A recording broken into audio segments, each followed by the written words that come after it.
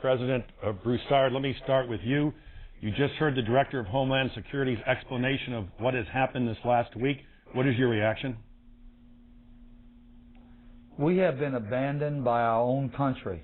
Hurricane Katrina will go down in history as one of the worst storms ever to hit an American coast. But the aftermath of Hurricane Katrina will go down as one of the worst abandonments of Americans on American soil ever in U.S. history. I am personally asking our bipartisan congressional delegation here in Louisiana to immediately begin congressional hearings to find out just what happened here. Why did it happen? Who needs to be fired? And believe me, they need to be fired right away, because we still have weeks to go in this tragedy. We have months to go. We have years to go. And whoever's at the top of this totem pole, that totem pole needs to be chainsawed off, and we've got to start with some new leadership. It's not just Katrina that caused all these deaths in New Orleans here. Bureaucracy has committed murder here in the greater New Orleans area, and bureaucracy has to stand trial before Congress now. It's so obvious. FEMA needs more congressional funding. It needs more presidential support. It needs to be a cabinet-level director. It needs to be an independent agency that will be able to fulfill its mission to work in partnership with state and local governments around America. FEMA needs to be empowered to do the things that was created to do.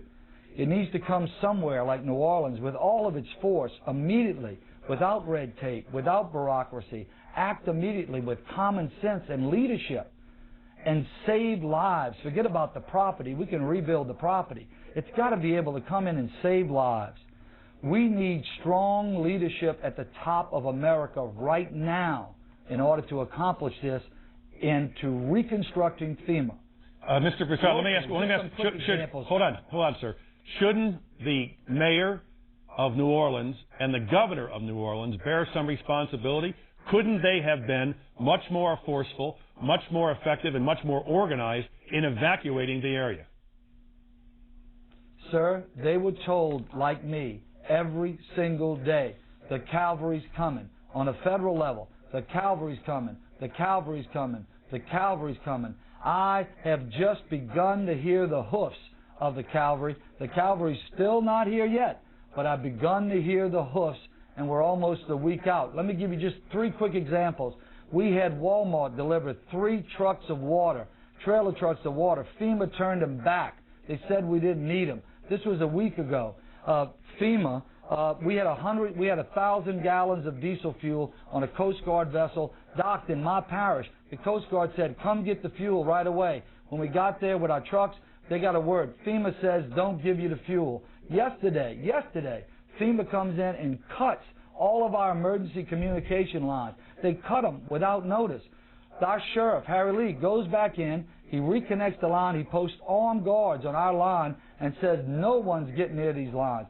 Sheriff Harry Lee said that if American government would have responded like Walmart has responded, we wouldn't be in this crisis. But I want to thank Governor Blanco for all she's done and all her leadership. She sent in the National Guard. I just repaired a breach on my side of the 17th Street Canal that the Secretary didn't foresee, a 300-foot breach. I just completed it yesterday with convoys of National Guard and local parish workers and levee board people. It took us 2.5 days working 24/7. I just closed it. Right. I'm telling you, most importantly, I want to thank my public employees that have worked 24/7, that burn out, the doctors, the nurses. And I want to give you one last story, and I'll shut up and let you tell me whatever you want to tell me. The guy who runs this building I'm in, emergency management, he's responsible for everything. His mother was trapped in St. Bernard Nursing Home, and every day she called him and said, are you coming, son? Is somebody coming? And he said, yeah, Mama, somebody's coming to get you. Somebody's coming to get you on Tuesday. Somebody's coming to get you on Wednesday. Somebody's coming to get you on Thursday. Somebody's coming to get you on Friday. And she drowned it Friday night. She drowned it Friday night. Mr. President, nobody's coming to get it. Nobody's coming to get it. The Secretary has promised. Everybody's promised. They've had press conferences. I'm sick of the press conferences. For God's sakes,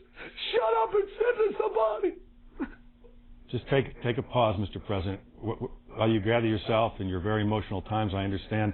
Let me go to Governor Haley Barbour of Mississippi.